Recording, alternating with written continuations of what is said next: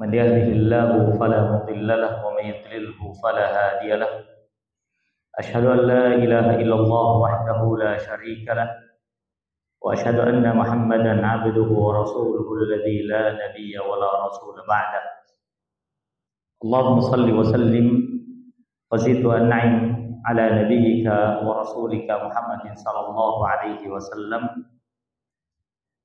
وعلى آله وأصحابه ومن تبعهم بإحسان إلى يوم الدين أما بعد Ma'asyiral muslimin rahimani wa rahimakumullah.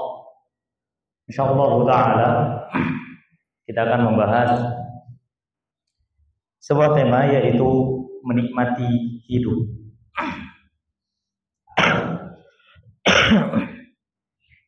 Telah kita ketahui bersama bahwa kehidupan dunia ini sementara, betul atau tidak? Ya. Akan tetapi meskipun hidup di dunia ini adalah sifatnya sementara, bukan berarti kita tidak memiliki prospek apapun. Jangan. Karena ada sebagian orang tuh begini ya, maksud hati zuhud. Terus dia mengatakan, Ustaz, hidup ini sementara, kita nggak perlu terlalu sibuk sama hidup ini. Kita nggak perlu sebulan itu santai, Ustaz, nggak perlu kencang-kencang. Oke, itu maknanya bisa seperti bola liar. Ada benarnya, ada juga salahnya. Tergantung bagaimana persepsi ia membangun persepsi tersebut pada dirinya. Dalam kehidupan ini memang sifatnya adalah sementara. Tapi ingatlah bahwasannya Allah Subhanahu wa taala menjadikan kita hidup di dunia itu sebagai pengurusnya dunia, sebagai orang yang melalui kehidupan dunia, bukan orang yang diam dalam kehidupan dunia, bukan, tapi orang yang melewati perjalanan kehidupan dunia. Dan Allah Subhanahu wa taala itu sudah mewanti-wanti kepada kita semua tentang status kita di dunia. Allah Subhanahu wa taala Allah Subhanahu wa taala sampaikan lewat hadis Nabi sallallahu alaihi wasallam. Kata Nabi alaihi salatu wassalam, sesungguhnya kalian telah diciptakan oleh Allah Subhanahu wa taala di dunia. Wa innallaha mustakhlifukum fiha. Dan sesungguhnya Allah menjadikan kalian itu sebagai mustakhlif. Mustakhlif itu mengangkat kalian sebagai khalifah.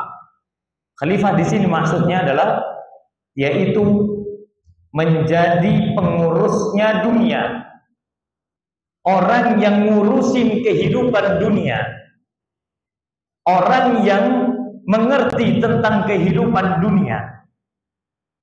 Orang yang melalui perjalanan dunia. Makanya kata Nabi sallallahu alaihi wasallam, "Fanzuru kaifa ta'malun."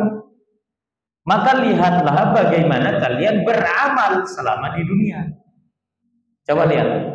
Nabi alaihi salatu wassalam ketika beliau menyampaikan sesungguhnya dunia ini nikmat dan kalian itu adalah orang yang diberi tanggung jawab untuk melewati fase dunia. Nabi tidak mengatakan janganlah kalian terlena dengan dunia. Tidak. Tapi dalam hadis ini Nabi mengatakan lihatlah bagian kalian bagaimana kalian beramal. Maka dalam kehidupan dunia, meskipun sementara, harus kita nikmati. Wallahi jemaah, harus kita menikmati dunia. Nah, boleh kita ini tidak menikmati kehidupan dunia. Kita ini harus enjoy dalam kehidupan dunia. Apakah sahabat itu enjoy? Enjoy sahabat jemaah. Enjoy. Utsman itu ketika dia menumpuk harta, enjoy nggak dia? Enjoy. Abdurrahman bin Auf ketika menghasilkan duit miliaran, enjoy tidak? Enjoy. Gitu loh. Ayo kita mau mengatakan apa tentang dua sahabat ini? Mengatakan apa coba? Hah? Kalau kita menjumpai ucapan ini dari lisan kawan kita, apa kita katakan? Orang ini sibuk sama dunia. Para sahabat itu enjoy loh. Ngumpulin dunia itu enjoy, santai. Mereka begitu menikmati. Abu Bakar itu loh, menginfakkan sebagian besar hartanya di jalan Allah, itu enjoy. Gak ada khawatir-khawatirnya. Lalu duitnya banyak, betul gak? Enjoy dia. Para sahabat radhiyallahu anhum ajma'in, mereka enjoy dengan kehidupan mereka masing-masing. Maka dari banyaknya kehidupan mereka adalah makhluk yang Allah jadikan sebagai contoh terbaik untuk kita dalam menikmati kehidupan dunia. Coba Anda tuh sampai nggak habis pikir ya. Kenapa ya para sahabat itu se-enjoy itu kehidupannya? Bahkan Abdullah bin Mas'ud itu mengatakan, Abdullah bin Mas'ud itu mengatakan, "Idza kunta mustannan falyastanna biman qad mata." Kalau kalian itu mencari idola, maka carilah contoh orang yang sudah mati. Siapa? Para sahabat. Kenapa? Karena para sahabat itu adalah hatinya paling lembut. Hatinya paling lembut, ilmunya paling dalam, dan beban hidupnya paling dikit. Nah, anak itu sampai heran, kenapa Abdullah bin Mas'ud itu mengatakan mereka kan ilmunya dalam. Betul kan? Nah, terus mereka ini kan menjumpai Nabi Shallallahu Alaihi Wasallam, otomatis tanggung jawabnya lebih besar dong daripada kita yang tidak bertemu dengan Nabi Shallallahu Alaihi Wasallam. Artinya apa? Gini loh, kalau kita ini bertemu dengan Nabi, kita itu dituntut untuk senantiasa selalu benar 100%. Karena kalau salah turun wahyu. Paham kan maksudnya? Paham ya? Jadi kalau sahabat itu salah, turun wahyu. Salah, ditegur langsung. Berarti bebannya lebih besar mana antara kita sama mereka? Mereka dong. Kita dapat banyak kortingan. Yang penting nggak tahu hukum, dimaklumi. Iya jemaah. Makanya sampai banyak kan cabang ilmu fikih itu. Ilmu fikih itu bukan saklek pokoknya sampean sholat, melaksanakan rukun dan syaratnya dengan sempurna. Iya kalau kita berusaha laksanakan dengan baik. Kalau ada yang lupa, maka berkembanglah hukum fikih. Yang mana di situ banyak sekali terdapat pemakluman. Dan hukum itu tidak ada di zaman Nabi, tapi istimbat atau ijtihad dari para ulama. Kenapa? Untuk memudahkan umatnya Nabi setelah generasi terbaik dalam melaksanakan syariat. Artinya apa? Kita ini zaman sekarang banyak dimaklumi jemaah. Maka bebannya tanggung jawab para sahabat lebih besar daripada kita.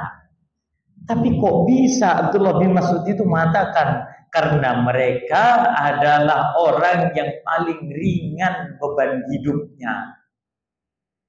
Ini yang ana gali. Kepikiran sudah lama. Apa yang menyebabkan para sahabat itu enjoy? Sampai-sampai mereka itu kayak nggak merasa terbebani dengan syariat. Tidak merasa terbebani dengan hidup. Apa sih terbebaninya mereka itu? Terbebaninya mereka ketika mereka mau jihad, nggak ada sangu. Itu saja. Ketika mereka mau sholat, nggak ada baju. Itu mereka. Nggak ada mereka itu khawatir dengan kurang mereka. Nggak ada mereka khawatir sama rezeki mereka.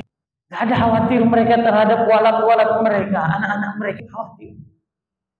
Nggak ada khawatir mereka terhadap besok makan apa, besok apa. Nggak ada. Mereka itu cuma khawatir.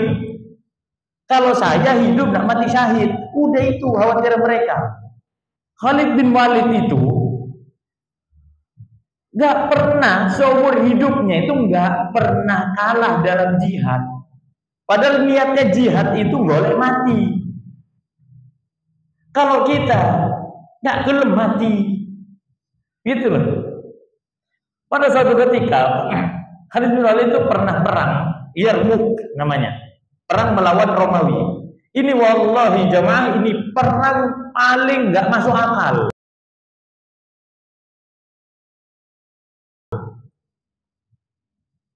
Apa namanya kalau enggak setor nyawa namanya?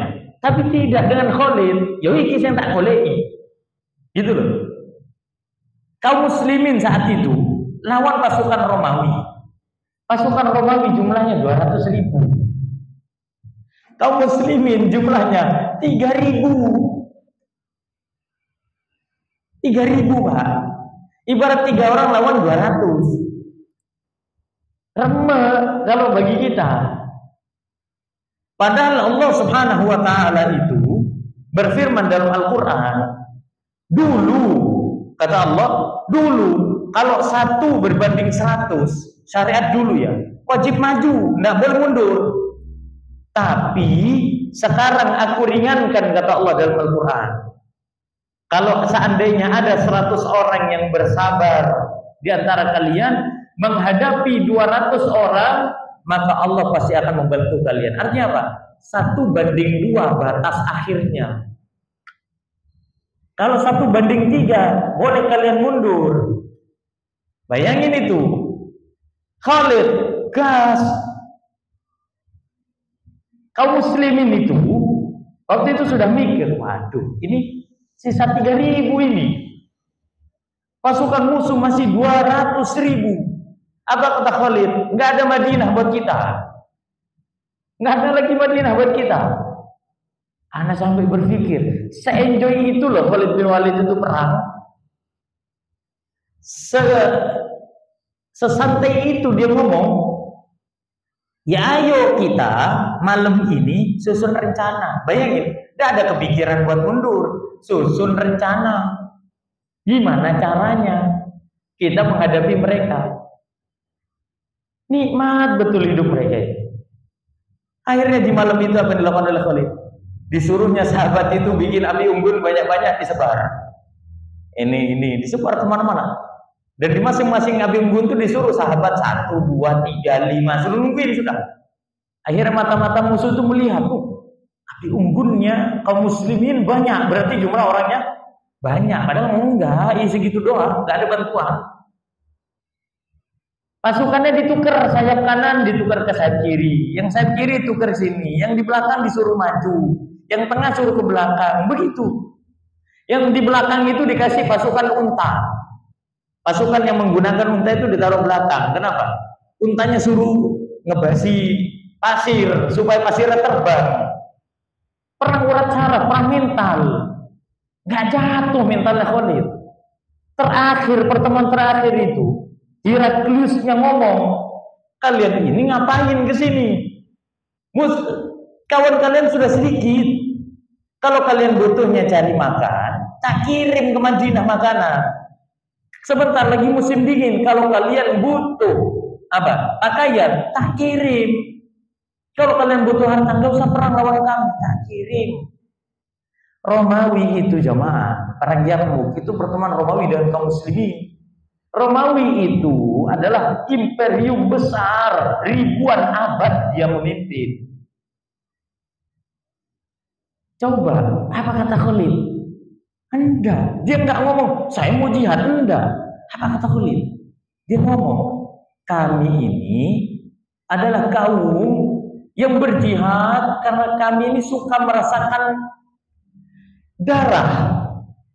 Dan kami tahu darahnya orang Romawi itu lebih manis daripada bangsa lain. Putus Pak uratnya, Pak. Urat matinya udah putus itu. Dia perang Yarmuk itu jamaah menghabiskan 9 pedang. Dia habiskan 9 pedang. Gimana caranya meninggal? Syahid. Tapi apa yang terjadi? Seiring berjalannya waktu, dia nggak mati di medan perang. Dia mati di atas ranjangnya, sakit. Sampai Khalid bin Walid itu nangis. Kenikmatan jihadku hilang. Tersungguhnya aku begitu malu. Kembali kepada Allah dalam keadaan jasadku berada di atas ranjang. Yang dikhawatirkan apa? Kenapa saya kayak mati di medan perang? Orang begitu Pak, gak akan muncul dari lisannya kecuali dia adalah orang yang menikmati kehidupannya di medan laga. Coba, Apa yang membuat para sahabat itu kehilangan rasa bahwasannya hidup ini adalah beban? Itu poinnya. Dan kenapa saat ini kita merasakan bahwasannya hidup ini adalah beban, sehingga kita tidak bisa menikmati hidup? Kenapa itu? Maka tidak lain dan tidak bukan adalah karena orientasi kehidupan mereka berbeda dengan orientasi kehidupan kita. Membangun sebuah orientasi itu tidaklah mudah. Karena kita tahu ya, para sahabat radhiyallahu anhum ajma'in, mereka tidak terlahir dalam keadaan muslim. Betul tidak? Ya. Banyak mereka itu yang terlahir dalam keadaan kafir. Bahkan banyak di antara mereka yang masuk Islam di usia tua. Bahkan banyak di antara mereka yang memiliki masa lalu yang kelam. Tapi luar biasanya, begitu mudahnya mereka itu untuk banting setir, meninggalkan kebiasaan-kebiasaan yang kalau seandainya kita sendiri itu suruh meninggalkan kebiasaan buruk itu, kita tidak akan mampu. Pasti ada proses di situ. Tapi para sahabat itu loh, Masya Allah, luar biasa. Coba sekarang gini, betapa banyak orang yang nggak bisa meninggalkan rokok, jemaah. Meskipun dia diceramai bolak-balik, susah Ustaz. Anda Ustaz, alhamdulillah Anda sekarang sudah tidak merokok Ustaz. Anda sekarang berganti ke vape. Sama. Coba. Apa yang menyebabkan kita ini tidak bisa menikmati perubahan itu? Dan kenapa para sahabat itu begitu mudah menikmatinya? Tidak lain dan tidak bukan, poin utamanya adalah membangun orientasi. Bahwasannya kehidupan kita di dunia berdasarkan Islam itu adalah sebuah kenikmatan tertinggi. Bangun itu. Yang menjadi problematika hidup kita saat ini adalah kita tidak meyakini bahwasannya inna dina indallahil Islam. Itu kita nggak begitu yakin. Kenapa? Karena sebagian besar kaum muslimin itu nggak mau kalau semua urusan hidupnya diislamisasikan. Kok celote sih urusan wong Islam iki? Kabeh ndak oleh, iki ndak oleh, iya enggak? Iya. Saya ngaji lama-lama kok semuanya serba haram, Ustaz. Ayo coba. Tidak dengan sahabat jemaah. Anda tahu ya, Umar bin Khattab radhiyallahu anhu, sebelum dia masuk Islam, khamr itu ibarat air putih. Ibarat air putih jemaah. Sampai 3 kali turun ayat yang berangsur-angsur mengharamkan khamr bertingkat-tingkat. Sampai pada akhirnya haram mutlak. Waktu itu Umar bin Khattab itu lagi minum. Baru minum. Terus ada sahabat ngomong, khamr sekarang sudah haram. Allah berfirman begini. Dicolokin jarinya ke dalam tenggorokan, dia muntahkan khamr itu. Dimuntahkannya khamr yang sudah masuk ke mulut. Coba, semudah itu. Semudah itu. Dimuntahkannya khamr itu keluar dari mulut. Dituangnya khamr digentong.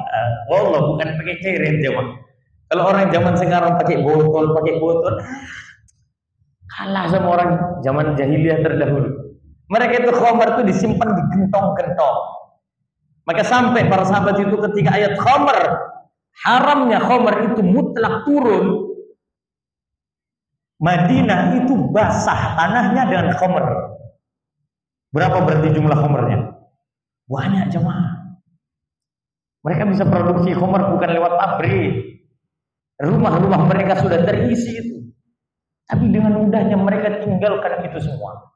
Kenapa? Karena orientasi tertinggi mereka adalah kita ini hidup mulia dengan Islam.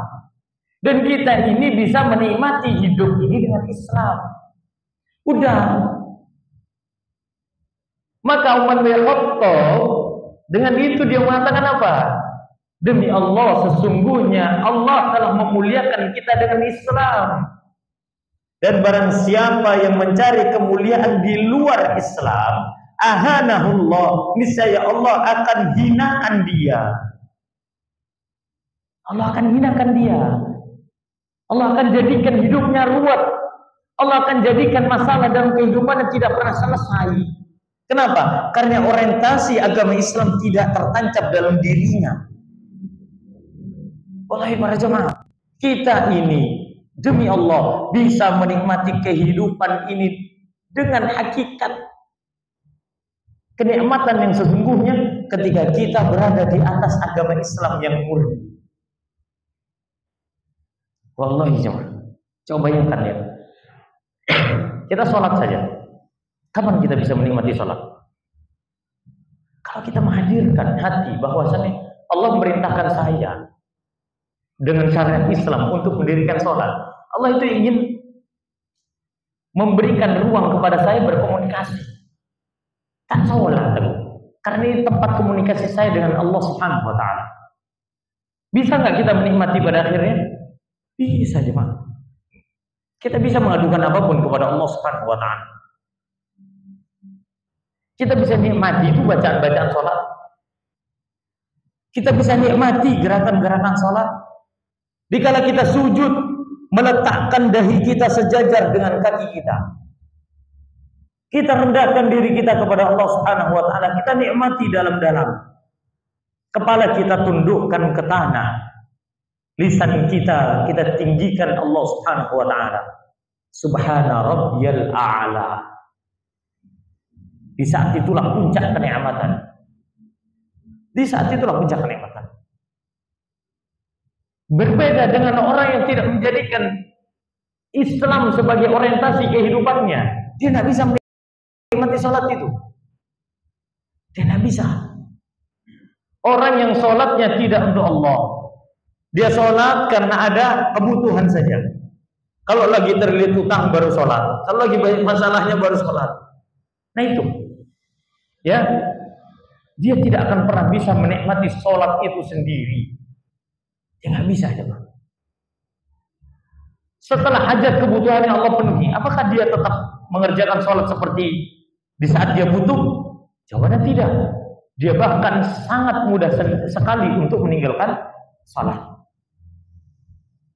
Ya, itulah yang terjadi. Maka menikmati kehidupan wallahi tidak akan pernah bisa kecuali kita dibangun di atas Islam. Semuanya harus diislamisasikan. Karena itulah puncak kenikmatan kehidupan. Puncak kenikmatan kehidupan. Ma'asyiral muslimin rahimani rahimakumullah. Di antara cara menikmati kehidupan ini pula, selain menjadikan Islam sebagai orientasi utama kita, puncak dari orientasi kita, di antaranya juga adalah beriman kepada takdir Allah Subhanahu wa Ta'ala. Wallahi para jemaah, hidup kita tidak akan pernah merasakan gembira, nikmat kecuali kita memperteguh keimanan kita kepada takdir Allah Subhanahu wa Ta'ala. Kita harus meyakini bahwasanya segala sesuatu ini biqadarin ma'lum, kata Allah.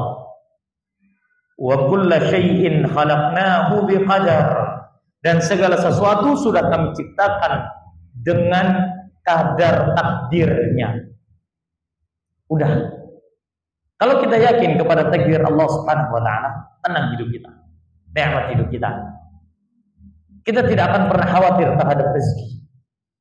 Rezeki yang tertakar tidak akan pernah tertukar. Dan rezeki yang kita anggap tertukar berarti tidak tertakar. Kita tak perlu khawatir dengan rezeki orang lain. Orang yang imannya kepada takdir Allah Subhanahu wa Ta'ala tebal, begitu tebal, dia nggak akan mudah hasad kepada kenikmatan Allah yang diberikan kepada orang lain.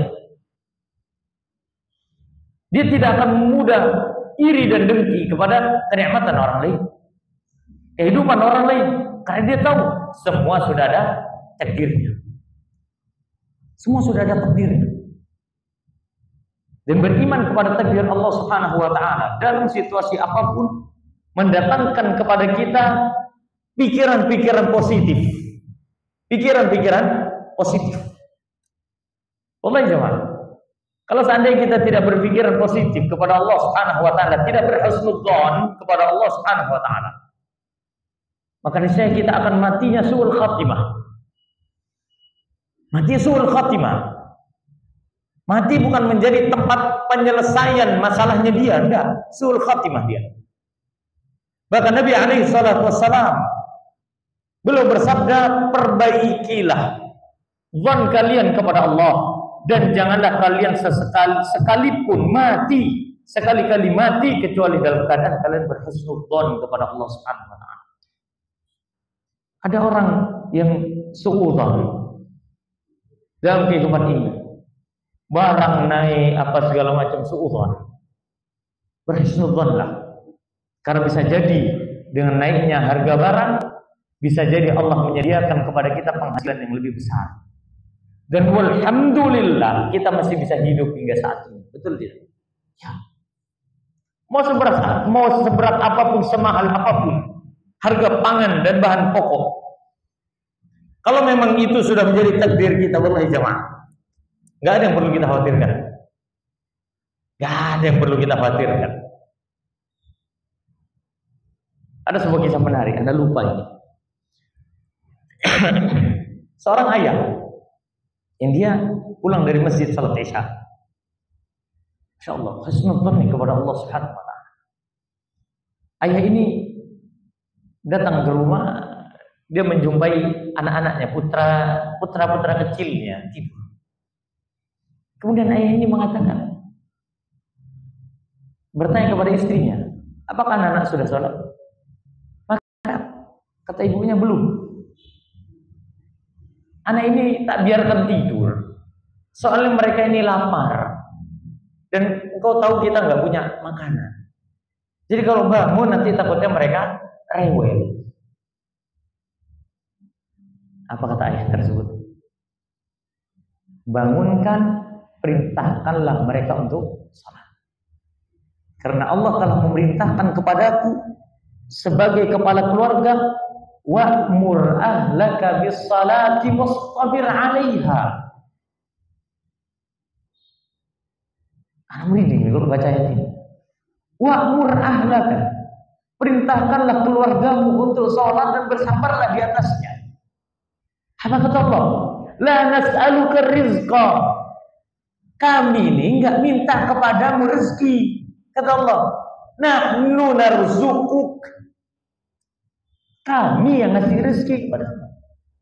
Wal 'aqibatu littaqwa. Masya Allah ayat ini.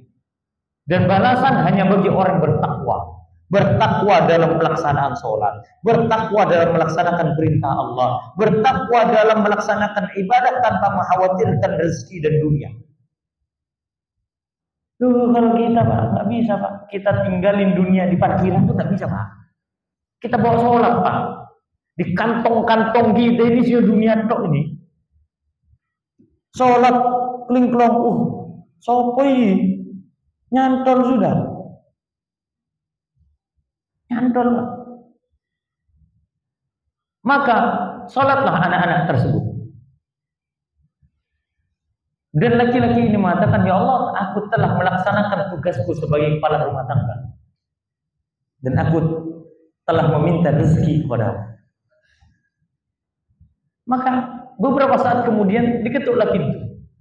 Datanglah saudagar kaya, memberikan makanan yang begitu banyak kepada keluarga kecil ini. Kemudian laki-laki ini menolak. Nah, ini kebanyakan. Gak pantas saya menerima makanan yang begitu mewah. Apa gerangan engkau memberikan ini kepada saya? Dia takut kalau orang ini memberikan kepada dia hanya atas dasar kasihan. Coba bayangkan, sudah nggak punya tapi punya harga diri. Apa kata orang kaya ini? Gini, saya itu sebenarnya ada janjian mau ada tamu. Saya sudah masak banyak, ternyata tamunya batal datang. Daripada nggak kemakan, tak kasih ke jenengan. Semoga ini bermanfaat dan semoga berkah untuk kalian. Coba lihat, la nas'aluka rizqa, kata Allah. Kami ini nggak minta rezeki ke kalian. Nahnu narzuquk, kami yang memberikan rezeki kepada kalian. Wal aqibatu littaqwa, dan balasan bagi orang bertakwa. Berhusnudzanlah kepada Allah Subhanahu wa taala. Niscaya pikiran kita ringan, jemaah. Enjoy hidup ini. Enjoy, Allah enjoy. Enjoy, jemaah. Enggak perlu ada yang dipikirkan di luar batas kita sebagai manusia. Ya. Enjoy, Allah enjoy. Biarkan Allah Subhanahu wa taala mencukupi kehidupan kita.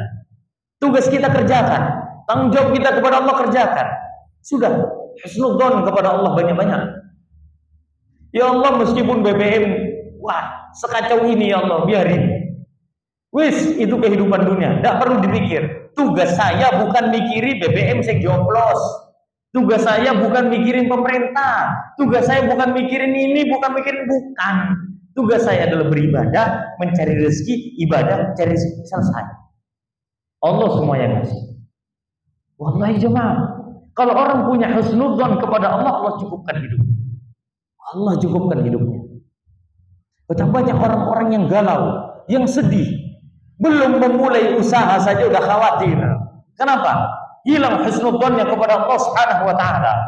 Dia membebankan usahanya hanya kepada dirinya. Sok yakin dia kepada dirinya. Padahal yang menggerakkan customer, pembeli kepada dia siapa? Allah Subhanahu wa taala. Husnudzon kepada Allah, ya Allah, saya buka toko, buka warung untuk mencari nafkah. Engkau ya Allah menggerakkan mereka. Gerakkan mereka semua kepadaku sekarang ya Allah. Engkau, saya yakin kau memberikan rezeki kepada hamba-Mu. Iya. Ini sedikit sharing jemaah.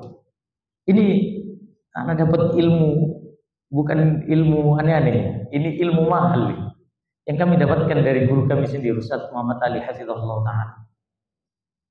Di saat waktu itu sudah berlalunya zaman, berlalu waktu. Ya, sedikit flashback. Kami punya bayi yang lahir, anak kedua, kembar dua. Wafat Pak salah satunya. Prematur yang beratnya hanya 800 gram. Jangan lihat aja aqua botol itu masih besaran aqua botol. Kalau anak-anak yang kedua sekarang dua, satu wafat, satu hidup. Sampai sekarang alhamdulillah. Itu di sidang Pak, sama bendahara RSUD di Bengkala, di sidang. Bapak PNS? Enggak.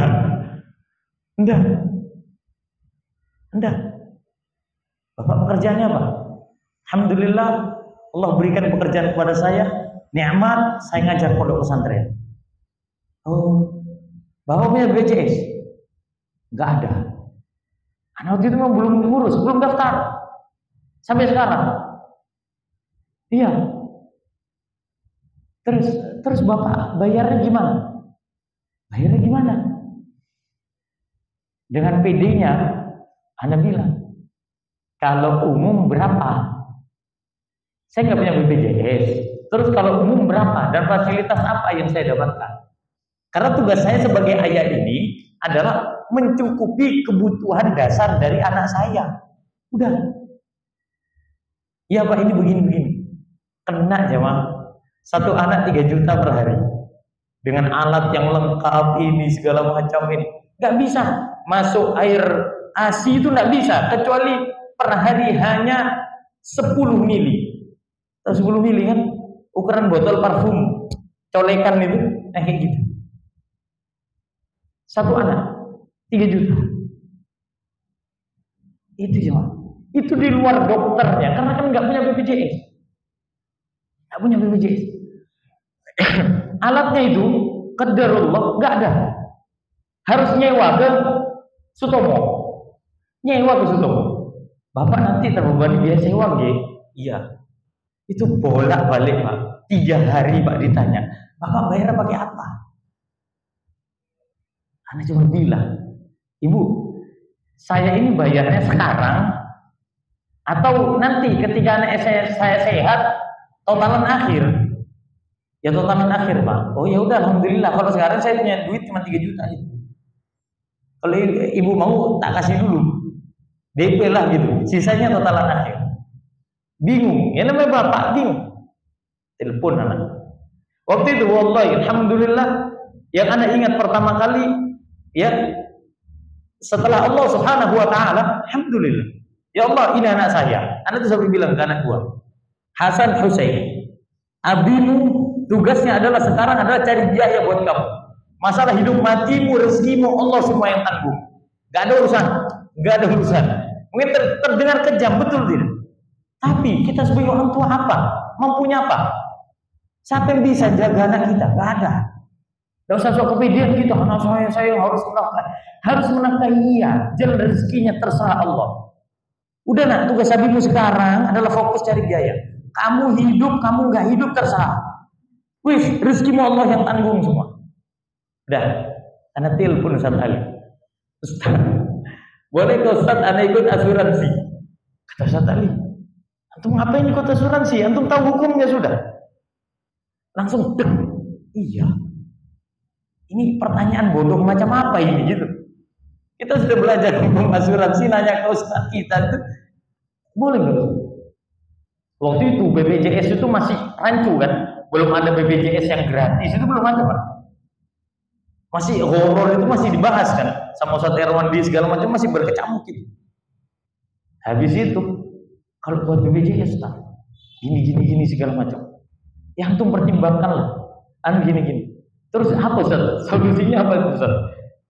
Ya kalau antum bisa berhutang, mungkin kalau ada orang yang bisa menghutangi antum, ya alhamdulillah, semoga Allah mudahkan jalan antum. Ya Ustaz, saya sedang.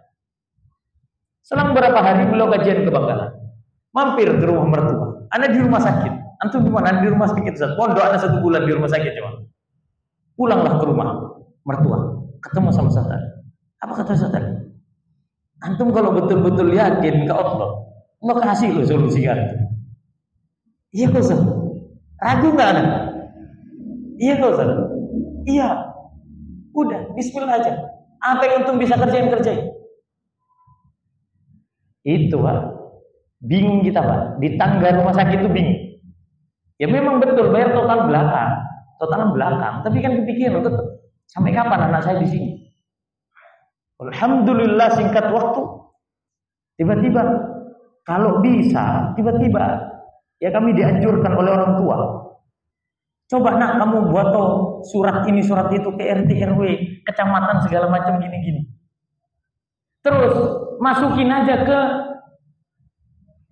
Kemenkes, kantor Kemenkes, Kementerian Kesehatan. Zaman dulu itu ada namanya SPIM. Mungkin jangan pernah tahu ya. SPIM itu sekarang udah dihapus, diganti ke BPJS. Itu ke Kemenkes atau ke Kemensos. Gak apa-apa nak, masukin aja. Anak masukin Pak. Siapa kita? Anak waktu itu nyuruh orang. Gak tahu anak sampai sekarang kantornya di mana. Minta tolonglah ke saudara. Ini tolong antarkan surat ini ke sini. Alhamdulillah besoknya dipanggil. Sampai punya kenalan Pak. Kenalan apa? Ini dananya cair dari pemerintah untuk anak jenengan. Dijamin 100%. Kecuali beberapa obat yang memang tidak bisa di-cover. Alhamdulillah semua nikmat dari Allah Subhanahu wa taala. Gemeter anak telepon ke Ustaz Ali. Jazakumullah khair Ustaz. Ustaz ngasih ilmu mahal ke kita. Abid husnudzon kepada Allah Subhanahu wa taala. Wallahi mahal jemaah. Mahal. 300 juta dalam waktu 1 bulan. Allah sempurnakan rezekinya anak kami ini wafat. Ketika wafat, semakin besar husnudzon kami kepada Allah. Wallahi nak, bapakmu gak pernah megang duit 300 juta dalam hidupnya ini, belum pernah. Malah kami ini mikir kalau ada orang ngasih 300 juta, kepikiran kami ini. Karena kami yang 300 juta habis sudah wafat di usia 1 bulan. Siapa yang bisa jamin nerima uang 300 juta senang-senang wafat jemaah? Siapa yang tahu? Tidak yang tahu. Maka berhusnudzonlah kepada Allah Subhanahu wa taala. Allah tidak akan mewafatkan kita kecuali Allah sempurnakan rezeki kita. Wallahi itulah puncak kenikmatan hidup ketika kita berhusnudzon kepada Allah Subhanahu wa taala. Kemudian poin yang berikutnya, agar supaya kita bisa bisa menikmati kehidupan, adalah fokus dalam mencari nafkah dan mendidik keluarga. Yang bisa kita kerjakan saat ini adalah mencari nafkah. Carilah nafkah-nafkah yang baik. Tempuhlah berbagai macam cara, selama itu halal. Jangan berkecil hati. Sekalipun usaha kita itu minim, kalau memang sudah menjadi rezeki kita, tidak akan pernah ada yang bisa menolaknya. Tidak ada yang pernah bisa menolaknya. Saya cuma ada orang, ya, kalau kita lihat di belajar dari kehidupan orang-orang di Timur Tengah, santai mereka itu. Santai begitu menikmati hidup, buka warung ya semau maunya. Itu udah mereka begitu sudah. Tapi luar biasa keberkahan kehidupan mereka. Karena mereka fokus dalam mencari nafkah. Apa yang bisa kita posting, apa yang bisa kita jual. Jangan malu, jangan gengsi. Apa yang bisa kita usahakan. Fokus cari pasar. Bertawakallah kepada Allah Subhanahu wa taala setelah berikhtiar dan menyempurnakan ikhtiar. Ya, agar supaya kita bisa menikmati kehidupan. Wallahi jemaah, mencari nafkah itu memang lelah, tapi menganggur itu lebih lelah. Ya, nganggur itu lebih lelah. Maka carilah nafkah. Jangan pernah nganggur ketika di rumah. Carilah nafkah, kerjakan apa yang bisa dikerjakan. Sibukkan waktu kita dengan amalan-amalan soleh, dan baik perkara-perkara ringan. Didiklah anak dan istri kita, keluarga kita dengan baik. Ajarkan mereka Al-Fatihah, ajarkan mereka hadis-hadis Nabi SAW, satu hadis, dua hadis, ajarkan. Sampaikan kepada mereka kebaikan-kebaikan. Tidak bisa kita sampaikan dengan lisan, sampaikan lewat grup keluarga, sampaikan kepada karib kerabat kita berupa kebaikan. Wallahi berjamaah, itulah kenikmatan. Sebagian orang mengatakan, saya sibuk mengajar di sini dan di situ, sedangkan dia melupakan kebaikan untuk keluarganya. Nah, jadi ustadz itu resiko. Terkadang ketika di hadapan para jemaahnya, luar biasa ustadz ini banyak ikutnya. Padahal sisi negatifnya, blind spotnya yang dia nggak bisa melihat adalah kurangnya waktu dia untuk keluarga. Ya coba, kurangnya waktu dia untuk keluarga. Sehingga sebanyak apapun ilmu yang dia sampaikan di halayak ramai, belum tentu dia bisa sampaikan kepada keluarganya. Belum tentu. Maka luangkan waktu untuk mendidik keluarga. Allah a'lam bishawab. Azan dulu, baru kemudian lanjut.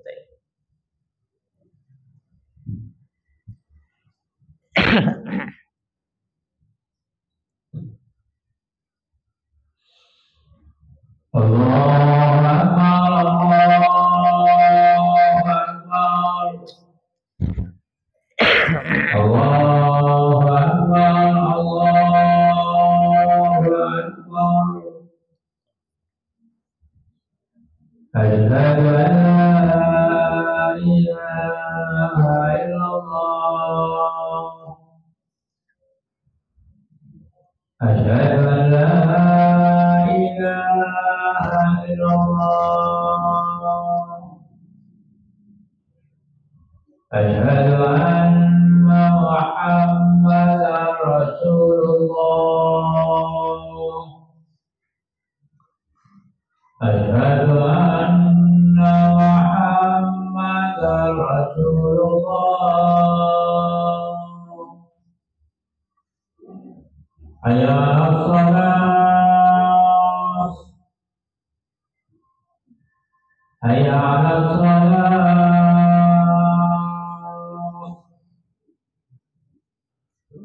Hayya 'alal falah.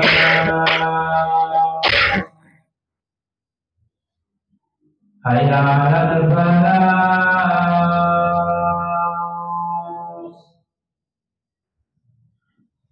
Allahu Akbar, Allahu Akbar. La ilaha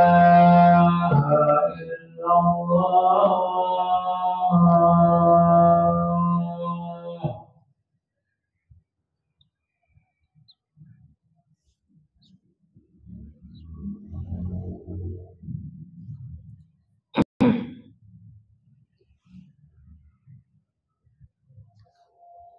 Berapa menit?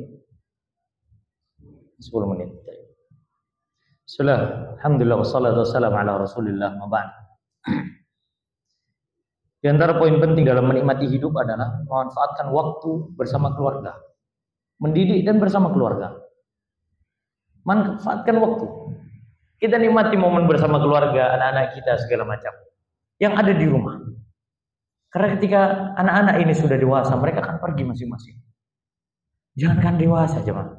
Kalau udah usia sekolah, mereka tuh nggak mau lagi sama orang tuanya. Udah nggak mau. Mereka sudah ketemu sama teman. Mereka ketemu dengan lingkungan yang lain, yang menurut mereka lebih asik. Iya, manfaatkan waktu kita dengan istri kita. Terkadang kita harus sedikit bertamasya, sedikit motoran berdua, atau bersama anak-anak, muter-muter Pasuruan. Udah. Iya, itu cara menikmati hidupnya. Cara menikmati hidup. Ya. Nikmati hidup dengan apa yang ada. Tak perlu mencari sesuatu yang tidak ada. Sudah, nikmati saja. Bawa anak istri kita yang bisa kita bawa. Muter-muter Pasuruan. Wih, sore dari Badasar sampai jam 5 itu. Udah mubeng-mubeng udah. Apa, ukur aja udah Pasuruan nih berapa kilometer tuh. Belusuk masuk keluar gang. Wallahi itu bisa kita nikmati. Bisa kita nikmati. Ya, karena terkadang ya istri kita, anak kita, mereka itu hanya membutuhkan waktu dari kita. Butuh waktu. Nggak butuh nasihat kita. Kadang itu mereka sudah bosan gitu loh. Allah, orang ini datang nasihatnya banyak betul khutbah Jumat. Khutbah tanpa mimbar. Nah, yang mereka butuhkan apa? Waktu kita. Ayolah kita makan di luar. Ayolah kita sedikit bercerita. Ayolah kita sedikit jalan-jalan. Ngobrol ngalur ngidul. Wallahi nikmat jemaah. Wallahi nikmat. Iya. Pernah ketemu sama jamaah ya. Anak waktu itu lagi muter-muter. Ini salah satu rutinitas kami ya. Itu muter-muter. Kalau kami sore muter sudah. Muter kemana-mana. Muter Pak. Pakai motor. Bawa semua. Ketemulah di pelabuhan. Ketemu di pelabuhan. Ada orang lagi, nggak tahu PT apa gitu, bongkar barang gede besi itu kan. Nah, itu cuma jadi bahan tontonan sudah. Ketemulah sama jemaah. Loh, Ustaz katanya. Mungkin Pak. Di sini juga Ustaz. Iya Pak. Ngapain Ustaz? Enggak ini, nontonin orang begini nih. Alat berat ngangkut ini di pelabuhan itu. Lagi bongkar muat PT apa itu anak nggak tahu. Yang barangnya sekarang masih nggak tahu nyampe Bangil apa belum itu. Itu tak lihat Pak, sama anak-anak. Seru itu Pak. Dan itu sudah membahagiakan mereka. Menjadi sebuah cerita di motor yang begitu indah. Yang kelak kalau anak-anak ini sudah mondok, nggak ada lagi bisa cerita sama mereka itu. Nggak ada lagi tempat untuk bercerita bersama mereka. Kadang kita harus cari tempat wisata yang harganya terjangkau. Anak pernah Pak, saking pengennya nyenengin keluarga, anak nekat Pak. Pakai motor Vario Pak. Anak bawa anak istri anak ke Bromo. Iya Pak. Nekat. Bismillah. Berangkat. Nyampe Pak Bro. 2 kali. Sampai tidak yakin. Anak sudah yakin. Anak-anak 3. Istri 1. Berlima. Yakin Pak. Lewat jalur mana? Probolinggo. Apa itu Probolinggo? Nggak ada. Pas Repan pulang nongko jajar. Iya. Kata orang ekstrim, gas aja udah, bismillah, selamat.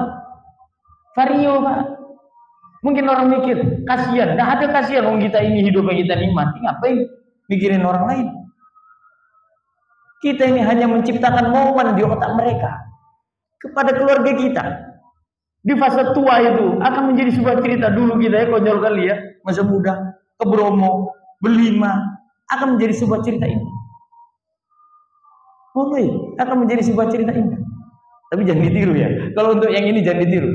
Karena harus nekat ini. Ya, bodoh nekat betulan. Iya, jangan. Kadang kita harus sedikit ke taman lansia. Anda berapa kali Pak pernah Pak ketemu 10 jamaah hajian Pak di taman lansia. Iya, bawa istri semua. Bawa istri semua. Anda bilang, antum stres kan? Iya. Sama Anda bilang. Ayolah kita duduk sini. Iya, Anda belikan mereka tuh es teh. Duduk Pak bermajelis Pak di satu gardu itu Pak. Udah, orang stres semua itu. Ya orang stres semua. Anak istri main, mereka udah biarkan, sudah biarkan. Sampai ada jemaah. Berarti ustaz pun butuh tamasya. Butuhlah kita. Butuh kita waktu dengan keluarga itu butuh. Terkadang mengajak anak-anak ini berenang. Terkadang memang waktu bersama keluarga itu bisa kita nikmati. Dan itulah kenikmatan kehidupan. Kemudian yang berikutnya adalah, masih ada waktu ya? Masih. Yang berikutnya adalah tidak sibuk dengan urusan orang lain. Nah, yang mengurangi kebahagiaan hidup wallahi adalah suka pengen tahu urusan orang. Iya, kepoan sama urusan orang. Ya Rabbi ya Karim. Urusan kita ini banyak jemaah. Urusan kita ini banyak. Kita lo lihat status orang itu udah curiga. Kenapa ini? Jangan pengen tahu apa urusan orang. Jangan. Semakin kita tahu urusan orang, maka semakin berkurang kenikmatan hidup. Dan semakin sedikit kita tahu urusan orang, semakin bahagia hidup kita. Wallahi itu mengurangi fokus kita dalam hidup. Gak sadar tiba-tiba lagi motoran kepikiran urusannya si fulan. Allah rajal lagi. Allah muskilah rajal lagi. Padahal gak ada hubungan sama kita. Gak ada faedahnya, itu gak ada. Faedah harta duniawi, ukhrawi gak ada. Cuman kepikiran aja. Iya. Makanya Allah berfirman, la khaira fi katsirin min najwa. Tidak ada kebaikan sedikit pun dari banyaknya suka bisik-bisik, pengen tahu urusan orang lain. Pengen tahu urusan orang lain. Karena pengen tahu urusan orang lain itu akibat buruknya suka ghibah, miskomunikasi, nggak ada tasabbut, nggak ada tabayyun. Betul atau tidak? Nggak ada, wis kita dengar langsung ditarik kesimpulan, Pak. Iya. Belum lagi nanti namimah masuk itu. Belum lagi nanti kalau sudah tahu kesalahan orang, muncul nggak sifat meremehkan? Muncul, ternyata orang ini ya begini. Muncul nggak? Muncul sifat meremehkan. Apalagi kebanyakan buka Facebook. Astagfirullah. Baik istighfarnya. Subhanallah istighfar. Nggak ada alhamdulillah di Facebook dapat postingan kajian Ustaz Firanda. Nggak ada itu. Nggak ada jemaah. Emang kalau kita buka Facebook, media sosial, buka status WA terus ngelihat isinya adalah nasihat, alhamdulillah saya dapat nasihat. Alhamdulillah. Nggak ada, biasa aja. Ketika ada yang mencurigakan, astagfirullah, penasaran enggak? Penasaran. Ya, kemudian yang terakhir adalah menjaga kesehatan. Banyak orang lupa cari keberkahan hidup lewat rezeki gini-gini. Tapi ada yang dia lupa, apa itu? Kesehatan. Kesehatan ini Pak, nikmat yang sering dilupakan memang. Ni'matani maghbunun fihi makasirun minan nas as-sihat wal faragh. Dua nikmat yang sering dilupakan. Pertama sehat, yang kedua waktu luang. Waktu luang sudah dibahas tadi. Sehat, Pak.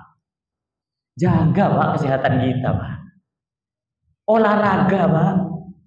Ustaz, kalau olahraga nanti berkurang waktu ibadah saya. Enggak, Pak, enggak. Rasulullah itu loh latihan jihad. Apa enggak olahraga? Rasulullah itu latihan memanah, latihan berkuda. Rasul itu lomba lari bersama Aisyah, ngisi waktu dan olahraga. Coba lihat Nabi alaihi wasallam, para sahabat pun demikian. Sehat-sehat mereka. Gimana mau jihad kalau kita nggak sehat? Baru turun dari pesawat mau jihad di Palestina semua kampung. Wallahi itu musuh kita itu bukan yang mau nembak, kateko Pak wis pojar nongol amat dewe. Coba. Kenapa? Nggak bisa menjaga kesehatan. Jaga kesehatan kita, olahraganya dijaga. Nggak sempet-sempetnya itu loh Pak. Jalan Pak. Nggak usah beli treadmill larang-larang. Wis pakai sandal. Jalan 30 menit per hari. Iya Ustaz kata dokter. Kan kalau sudah kenalan dokter, baru jaga kesehatan kita. 30 menit per hari. Luangkan waktu untuk itu. yang bisa futsalan, yang bisa basketan, olahraga. Minimal seminggu itu sekali, 2 kali atau 3 kali, tidak usah sering-sering. Sekuatnya aja sudah. Yang paling murah, paling bakar kalori, paling bagus ya jalan kaki sudah. Jalan kaki. Sudah itu. Jaga kesehatan kita. Demi apa? Ibadah kita lebih kuat. Iya, agar supaya lutut-lutut kita ini ya lebih stabil. Bentar lagi bulan Ramadan, jamaah salat tarawih ya Allah. Oleh setiap datangnya Ramadan usia kita bertambah, kemampuan kita semakin berkurang, badan kita semakin melemah. Tidak ada yang perlu kita perhatikan sekarang kecuali persiapan Ramadan dengan ibadah, persiapan Ramadan dengan sehat. Ayo hadapi Ramadan ini dengan sehat. Ya Ustaz, alhamdulillah di bulan Ramadan Anda puasanya lancar. Alhamdulillah. Enggak pas Idul Fitri kenceng sini. Kolesterol naik Ustaz. Kenapa Ustaz? Ya semua disamber. Tidak dijaga kesehatannya. Karena di saat orang itu sehat, dia bisa silaturahim. Dia bisa ibadah. Dia bisa mengerjakan amal soleh. Benar sakit itu menggugurkan dosa. Tapi masa iya sakit terus gitu loh. Sakit itu menghalangi kita dari sholat berjamaah, menghalangi kita dari silaturahim, duduk bersama sahib di majelis. Banyak yang luput ketika kita sakit. Maka jagalah kesehatan agar supaya kita bisa menikmati hidup. Iya, karena orang yang sakit berkepanjangan, udah orientasinya bukan hidup, pengen masuk ke yang kubur terus. Iya, sakit tahunan, akhirnya apa ya Allah, kapan saya dijemputin? Kapan saya dijemput? Pengen cepet-cepet dijemput. Coba kalau orang sehat, ada tafaul, ada optimisme dalam hidup. Dan insya Allah ini akan menjadi ya sebuah kebaikan untuk kehidupan kita. Amin ya rabbal alamin. Semoga Allah Subhanahu wa taala memberikan hidayah kepada kita agar supaya kita bisa maksimalkan kehidupan kita. Amin ya rabbal alamin. Wassallallahu wasallam baraka ala nabiyina Muhammadin wa ala alihi washabihi wasallam. Subhanakallahumma rabbana hamdika asyhadu an la ilaha illa anta astaghfiruka wa atubu ilaik. Wassalamualaikum warahmatullahi wabarakatuh.